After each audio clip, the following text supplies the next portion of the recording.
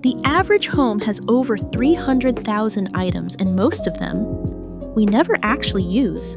No wonder our homes feel heavy, our minds feel scattered, and cleaning feels endless. So today I want to walk you through 10 powerful decluttering principles, the kind that help you finally own less, feel lighter, and stay that way for good. Because if you skip this video, chances are you'll keep organizing instead of letting go and nothing really changes. The clutter comes back, the overwhelm returns, and your home never feels done. Before we start, I'd love to know in the comments what's one thing in your home you know you should let go of, but haven't yet. Now let's begin. The first principle that changed how I declutter forever. Don't organize your clutter, just let it go. It sounds simple, but here's the truth. A labeled bin of stuff you never use is still clutter. And I used to be the queen of organizing baskets, boxes, drawer dividers. It felt productive until I realized I was just moving the same useless things around every few months. I remember clearing out a linen closet and finding 4 sets of sheets I hadn't used in over 3 years. They were folded, they were sorted, but they were still just taking up space and energy. Here's how to shift this. Next time you're tempted to organize, pause and ask, do I even want this? Do I use it? Would I miss it if it disappeared? If the answer is no, skip the bin and let it go.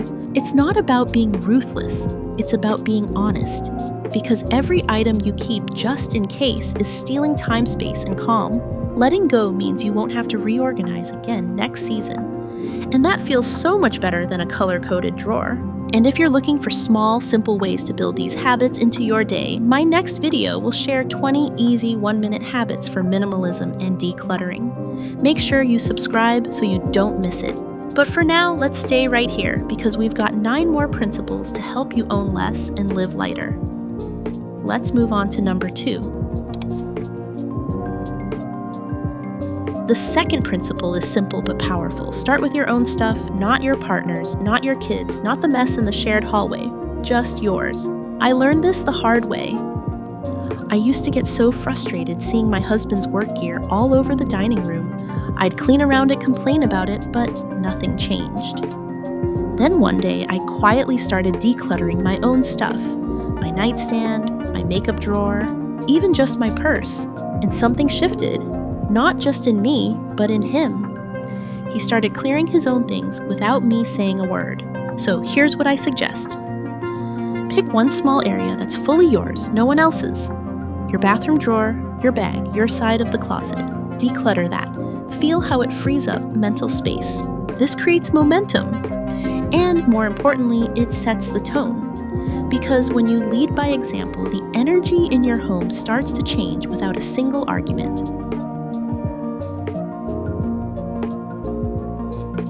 Number 3 is a game changer when you're overwhelmed. Don't start with the attic. Don't start with your sentimental box. Start where it feels easy. When I first began decluttering, I made the classic mistake. I tried to tackle the hardest space first, our storage room. It was emotional, messy, and took hours, and I gave up halfway through. But then I tried something different. I started with my sock drawer. Just that.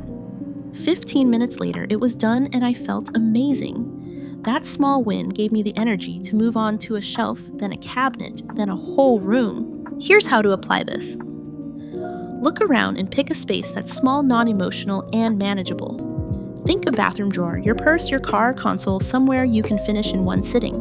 Decluttering is like building a muscle, and you don't start with the heaviest weight. You start light, then build up.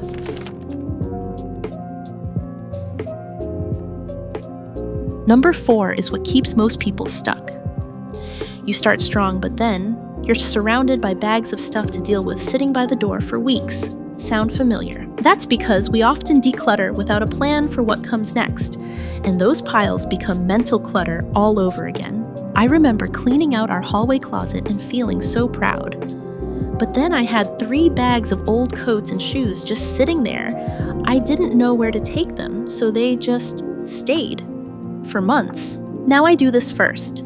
Pick one donation center you like. Keep a labeled bag or box ready in a corner.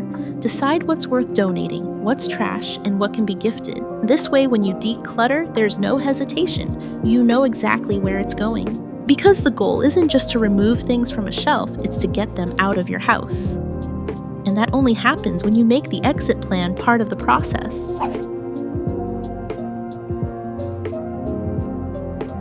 Principle number 5 is simple. Don't keep bringing in more. I used to declutter nonstop, always purging, always organizing, but nothing felt lighter.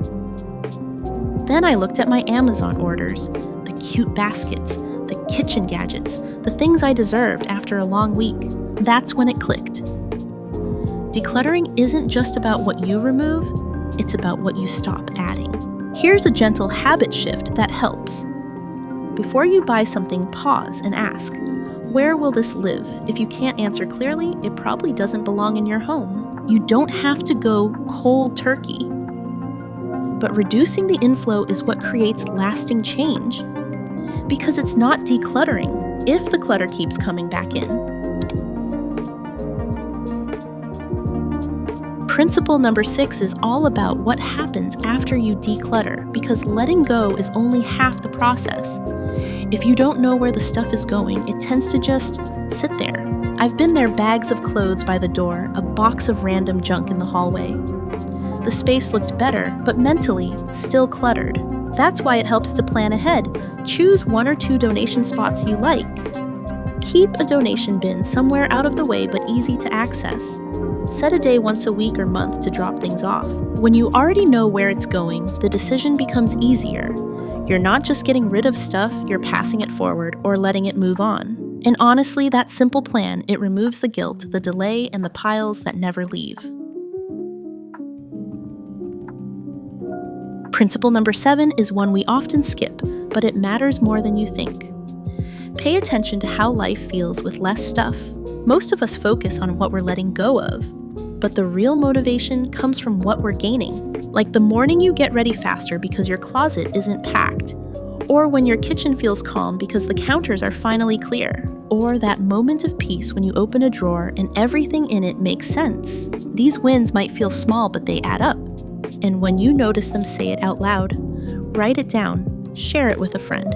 Because the more you see the good, the more you'll want to keep going. Decluttering isn't just about less, it's about better.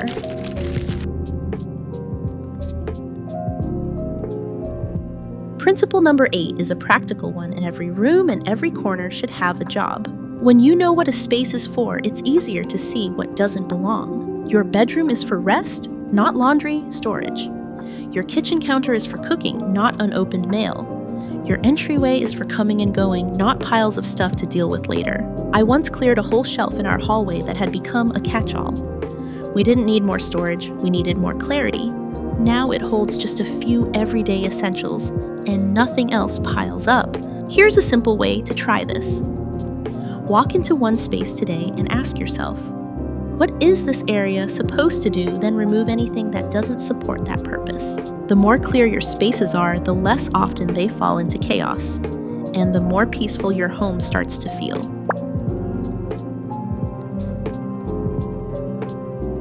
Principle number 9 is about mindset. Don't just look at what you're letting go of, look at what you're making room for. It's easy to get stuck thinking I paid good money for this, or what if I need it someday? But here's the truth. Every item you release is opening space for something better. Not more stuff, but more peace, more clarity, more freedom. When I let go of half my closet, I didn't just gain empty hangers.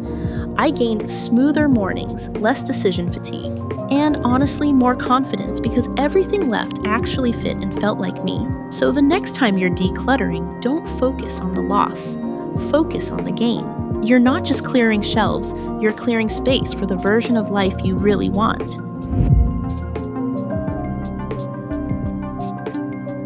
The final principle is this: decluttering isn't the end goal, it's the beginning of a new mindset. Owning less isn't just about having tidy shelves or fewer bins, it's about realizing you don't need more to feel enough. It's about learning to pause before you buy, to choose what matters, and to stop measuring your life by what you own. For me, minimalism changed how I shop, how I spend my time, and even how I handle stress. You start with a drawer, a closet, a room. But over time, the real shift happens in how you see the world. So as you declutter your home, let it gently reshape the way you live. Because this isn't just about less stuff, it's about more space for what truly matters.